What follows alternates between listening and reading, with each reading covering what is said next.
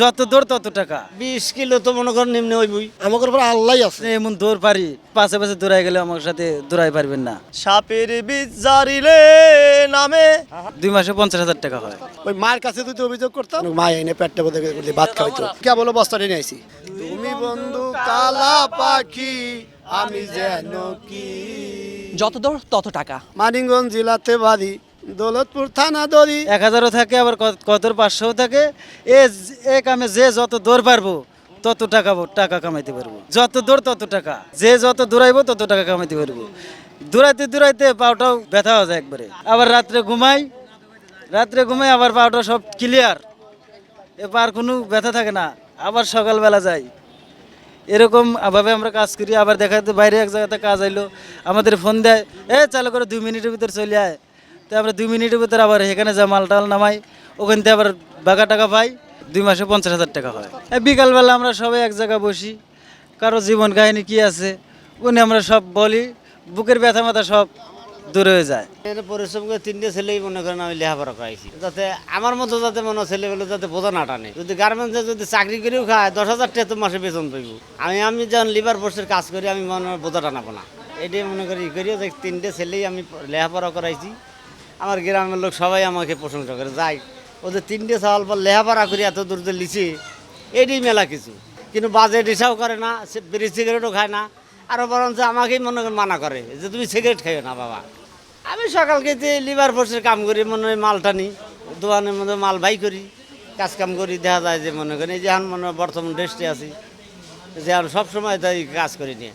একটা সদরঘাটে একটা বোঝা নিয়ে গেলে ঘরে আমাকে 80-100 টাকা মজুরও দেয়। আবার দোকানের 10 বস্তা মাল বাই করলাম, ও জায়গায় আমি 100-150 টাকা পাইলাম। 20 কিলো তো মনে করেন নিম্নে হইবই ম্যাক্সিমাম। সদরঘাট মনে 5-7 বার যদি যাই, 8-10 বার যাই, ম্যাক্সিমাম 8-10 বার তো যাওয়াই হয় রানিং। এই সদরঘাট দেখা যায় তো আধা কিলো তো পরে ওই মাথায়, ওয়াজঘাটের পরে আধা কিলো তো হয়ে যাবে। এবার 10 ভাগ দিল্লি বেড়ে তো মনে করো 5 কিলো 7 কিলো হয়ে যাইতেছে। ওটার একটা এস্টিমেট নাই ভাই, মনে করেন সবসময় তো সমান তালে রানিং হয় না। বাসা বাড়িতে মোটামুটি 7 তলা 8 তলা পর্যন্ত আমার হাইটে ওটা আছে। 7-8 বছর হলো লিভারি কাজ করি। 3 রক্ত খাওয়া দাওয়া 160 টাকা করে বিল উঠে। আমি সকালবেলা মনে করেন যে আলু ভর্তা, ডাউল দিয়ে ভাত, দুপুরে হলো মাছ, আর রাতে হলো গোস্ত আর ভাজি। খাওয়া দাওয়ার পরে ওরা এই জায়গায় ডালাই বিছনায় একবার শুয়ে পড়বো। কাজ কাম সারাদিন যাই করি, ফোনে কথাবার্তা করলি পোলাপান হাতে সব ব্যথা ঠিক। আমরা খাওয়া দাওয়া সব দিকে ঠিক, সারাদিন কাজ করি নিশ্চিন্তে। ওই কোটিপতি আল্লাহ নাই যে টেনশন আছে যে রাস্তার পার হয়ে থাকি, জাহান নামে জায়গা জ্বর হোক না বৃষ্টি হোক যাই হোক রাস্তায় হয়ে থাকি। এই জায়গায় আসছি বহুদিন, বয়সে প্রায় মোটামুটি 30-35 হবে। কষ্টের জীবন, খাটনি করি, হয়তো বাল বাচ্চা মানুষ করতেছি। এখানে বাল বাচ্চা বাদ দিব কিনা এটা তো বলার মতো কোনো কাজা নাই। আমাদের উপর আল্লাহ আছে, কোনো লোকের দোয়া লাগে না, আল্লাহ তাআলা দোয়া করে, সেই দোয়াতে আল্লাহ দিলি বাইসে আছে আমরা। তা আল্লাহ ইনশাআল্লাহ যতদিন আল্লাহ বাঁচা রাখবো ততদিন থাকবোই। সাপের বীজ জারিলে নামে প্রেমের বিষে উজান বাই, উজাপতির নাই রে সাধ্য, যাইরা প্রেমের বিষ নামায়। সখী তোমরা ধরো সখী তোমরা ধরো, অন্তর আমার ফেটে যায় গো, অন্তর আমার ফেটে যায়, মনের দুঃখ মনে নিয়া গো, কান্দি আর ঘুরে বেড়ায়। রাতে ঘুমাই, সকালবেলা উঠে বাজারে কাজে যাই। কাজে যেমন 20 টাকা বোঝা আমরা ট্রলারে টানি, আবার বিভিন্ন জায়গা বোঝা নিয়ে যাই। 50 টাকা বোঝা আছে, 100 টাকা বোঝা আছে। আমরা যদি দৌড়াই, বোঝা যে এমন দৌড় পারি, বলছেন আপনি পাশে পাশে দৌড়াই গেলে আমার সাথে দৌড়াই পারবেন না। মাথায় বোঝা নিয়ে 50 কেজি থাকে, 60 কেজি থাকে, আবার 20 কেজি থাকে। যেরকম পাইকার যেরকম মাল কেনে ওই রকম আমরা নিয়ে দৌড়াই থুয়ে আসি। থুয়েলে আবার বাজারে এসে আবার ওই মাল আবার বোঝাই মাথায় তুলি আবার নিয়ে যাই। এরকম জায়গায় জায়গায় নিয়ে আমরা এরকম দেখা যাচ্ছে 9টা 10টা বাজে 400 করে 300 এরকম করে কাজ করে আমরা আবার মেসে আসি। মেসে এসে খাবার দাবার করে কত ঘুমায়, কত কাজে যায়, আবার দুপুরে কত কাজে যায়, 200 100 300 যা যেরকম পারে ওই রকম করে আবার মেসে উঠে আসে। আবার কত বিকালে যায়, কত 8টা পর্যন্ত করে, কত 7টা পর্যন্ত করে, কত 200 300 250 আবার করে আসে।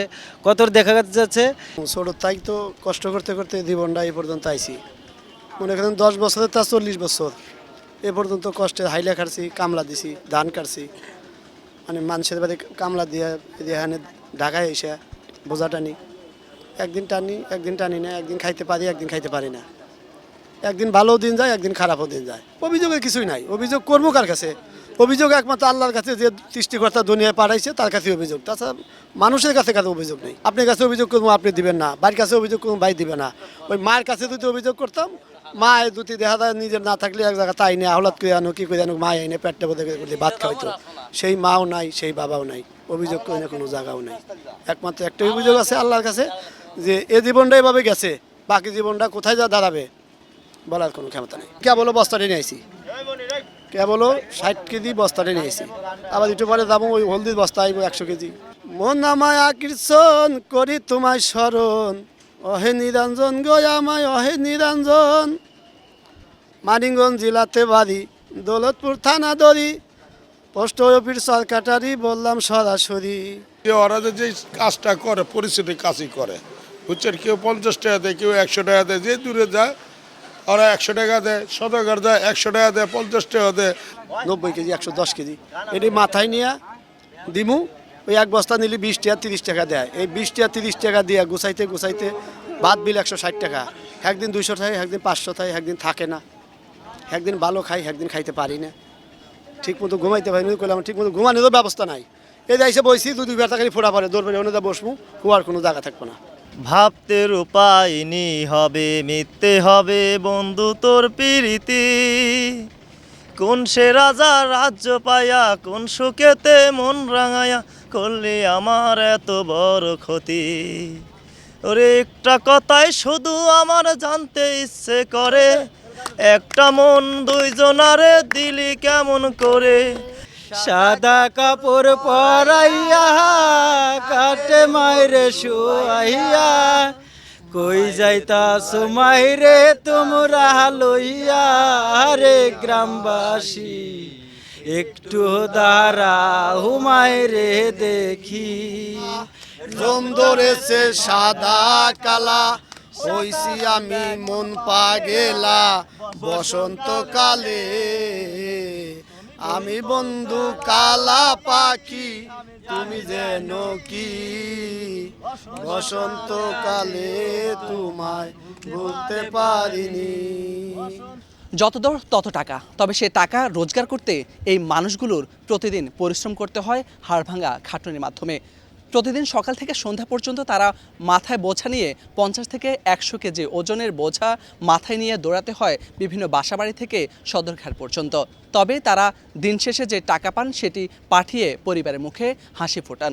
এতক্ষণ শুনছিলাম তাদের সেই কষ্টের জীবনের কাহিনী। সন্ধ্যা নামলে তারা সবাই একত্রিত হন এই খোলা ছাদের নিচে, সেখানে আড্ডা আনন্দ ভাগাভাগি করে নেন একে অপরের সঙ্গে। এভাবেই তাদের কেটে যায় দিনের পর দিন, বছরের পর বছর। শ্যামবাজার থেকে মোর্শেদ আলম, বাংলা ভিশন, ঢাকা।